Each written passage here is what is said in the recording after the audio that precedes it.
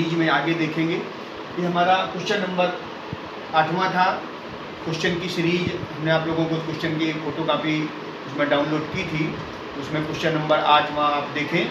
जैसे इसमें दिया हुआ है क्वेश्चन नंबर 8वां, जल का परावैद्युतांक 81.0 है। इसमें दे रखा है जल का परावैद्युतांक 81.0 है, तो इसकी निरपेक्ष वैद्युतशीलता कितनी होगी। जल का परावैद्युतांक 81.0, तो इसकी निरपेक्ष वैद्युतशीलता कितनी होगी, ये उसने पूछा है। हमें वैल्यू फाइंड करनी है। देखिए इसको आके कैसे लगाया जाएगा इसको। देखिए तो उसने दिया है जल का परावैद्युतांक। जो जल का परावैद्युतांक होता है वो दिया हुआ है 81.0, तो 81.0 यानी इसको हम लोग K से प्रदर्शित करते हैं। जल का परावैद्युतांक K से प्रदर्शित करते हैं, K = 81.0। अब उसने पूछा है वैद्युतशीलता कितनी होगी, तो जो एप्सिलॉन नॉट जो ये वैल्यू दे रखी है, ये निर्वातकी वैद्युतशीलता होती है। इसकी वैल्यू निश्चित होती है 8.85 × 10⁻12 कूलम स्क्वायर प्रति न्यूटन मीटर स्क्वायर।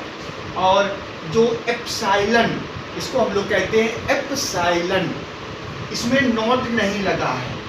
देखिए इसमें 0 लिखा है तो इसको नॉट पढ़ेंगे, इसमें 0 नहीं लगा है इसलिए इसको एप्सिलॉन अकेले पढ़ेंगे।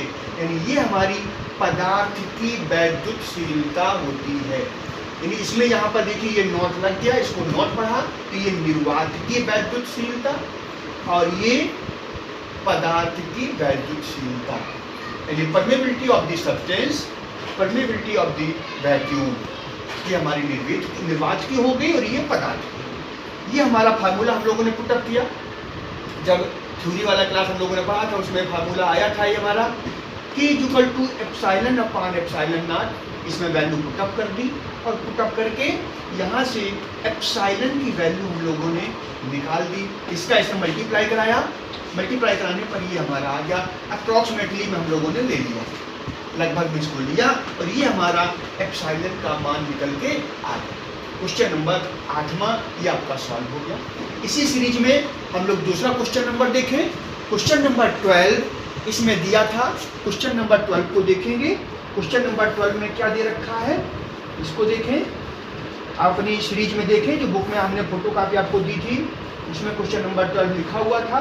कह रहा 2 सूक्ष्म गोले जिन पर 10⁵5 इलेक्ट्रॉन की कमी है, 10⁵5 इलेक्ट्रॉन की कमी है, उनके बीच की दूरी 1 मीटर हो तो कितना वैद्युत बल कार्य करेगा। सवाल के एक बार फिर से समझ लें। कह रहा कि 2 सूक्ष्म गोले जिन पर, मतलब ये देखिए 2 सूक्ष्म गोले हमने बना दिए। 2 सूक्ष्म गोले जिन पर 10⁵5 इलेक्ट्रॉनों की कमी है, गोलों के बीच की दूरी 1 मीटर, ये 1 मीटर है, तो कितना वैद्युत बल कार्य करेगा।